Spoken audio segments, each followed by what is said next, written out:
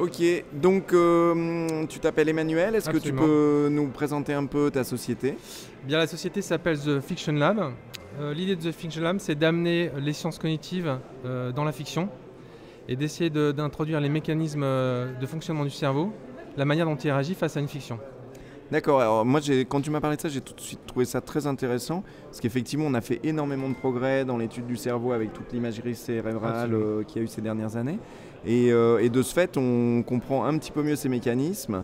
Et alors c'est toujours un peu difficile quand on est scénariste ou écrivain ou auteur de penser qu'il y a vraiment des choses qui sont le pire fantasme pour un écrivain ou un scénariste, c'est d'imaginer qu'il va y avoir un logiciel qui va être capable d'écrire une histoire aussi bien qu'un écrivain ou qu'un scénariste, en se substituant à tout ce qui fait le charme de l'écriture, c'est-à-dire le style, les choses qui sortent un petit peu de l'ordinaire. Et en fait, moi, quand tu m'as parlé de cette manière de se référer à des paramètres scientifiques, j'ai trouvé ça au contraire très intéressant, parce que je pense qu'il y a des paramètres qui sont incontournables et qu'on ne connaît pas forcément. Moi, en tout cas, en tant qu'auteur, que je ne connais pas forcément. Et donc, est-ce que tu peux nous en dire un petit peu plus là-dessus, par exemple? Alors, peut-être parler d'abord des sciences cognitives pour les gens qui ne savent Tout pas à vraiment fait. ce que c'est. En fait, il faut simplement dire qu'il y a eu plusieurs révolutions dans la théorie de l'esprit au cours de l'humanité, une des plus récentes étant celle de Freud au début du XXe siècle. Et dans les années 60, avec l'avènement des ordinateurs, on s'est mis à se dire, tiens, est-ce que le cerveau ne serait pas comme un super ordinateur qui traite de l'information? Donc les sciences cognitives, c'est de regarder ce que fait le cerveau comme un flux d'informations qu'il traite et les réactions que le cerveau peut avoir à ce flux d'informations. Et ce qui est sûr, c'est qu'aujourd'hui, avec tous les progrès qui a été évoqué grâce aux IRM fonctionnels en particulier, on connaît les limitations de ce cerveau. Et on sait par exemple que sa capacité de traitement de ce flux d'informations, eh bien, elle est limitée et elle est à peu près la même chez tout le monde. On sait que la mémoire de travail est capable de garder en mémoire à peu près une minute une information, mais pas plus d'une minute. Que cette partie du cerveau est capable de traiter un flux d'informations à 800 équivalents mots minutes. Quand on converse tous les deux, par exemple, on est à 200 équivalents mots minutes. Mais si on se met à la place d'un spectateur qui regarde un film, on peut dire que le flux d'informations converti en mots minutes, c'est 800. Et c'est le maximum qu'on puisse traiter sans être largué. Et donc ça peut être quelque chose d'important à connaître pour un scénariste. Si on arrive, et c'est ce qu'on fait chez TFL, à traduire ces limitations avec des outils un peu plus faciles à utiliser, mais on pourra en parler avec ceux qui viennent nous voir, ça sera avec plaisir.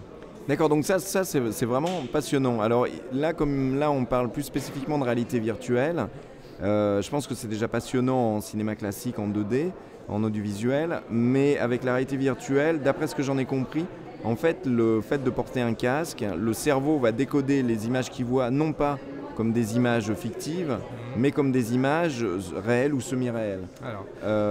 Et donc ça, je pense que dans un futur peut-être relativement proche, on pourra avoir une expertise très intéressante là-dessus. Alors effectivement, les gens qui s'intéressent aux sciences cognitives et au divertissement, c'est un petit groupe de chercheurs dans le monde, et effectivement il y a une tendance aujourd'hui à s'intéresser à la réalité virtuelle en particulier. Aujourd'hui, on n'a pas de données suffisamment concrètes pour t'apporter toutes les réponses aux questions que tu poses. Mais néanmoins, il y a des gens qui cherchent sur le sujet et j'espère que bientôt je pourrai revenir à ce micro et vous expliquer tout ce qu'il faut savoir sur la réalité virtuelle et les sciences cognitives. Bon bah génial, bah écoute, on prend date, hein, super. Et je pense que ça va être très intéressant parce qu'il y a d'une part des questions avec la réalité virtuelle, des questions qui sont des questions de comment réagit le cerveau par rapport à des propositions fictionnelles ou émotionnelles. Et puis il y a aussi des questions beaucoup plus pratiques et tangibles du fait que la réalité virtuelle peut rendre malade à certains moments. Et donc ça, je pense que quand on arrivera effectivement à quantifier et à déterminer précisément ce qui rend malade ou ce qui rend pas malade, ce qui pour l'instant est encore un peu flou, rien que ça va faire déjà gagner un cran supplémentaire. Alors, donc, une petite phrase de conclusion sur ce que les sciences cognitives nous apportent sur la compréhension du mal de mer, parce qu'on est un peu dans le mal de mer. Tout à fait, exactement. Tout le monde sait que le mal de mer est lié au fait que quand la mer bouge, ce qu'on voit est discordant avec ce que l'oreille interne transmet comme information. Et c'est ça qui vous donne le mal de mer. Mais pourquoi ça fait vomir? Ah, justement.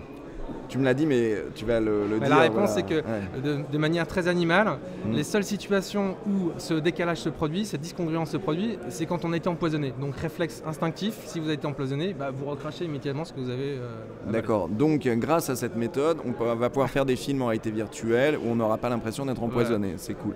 Bon, à la prochaine. Merci Vincent.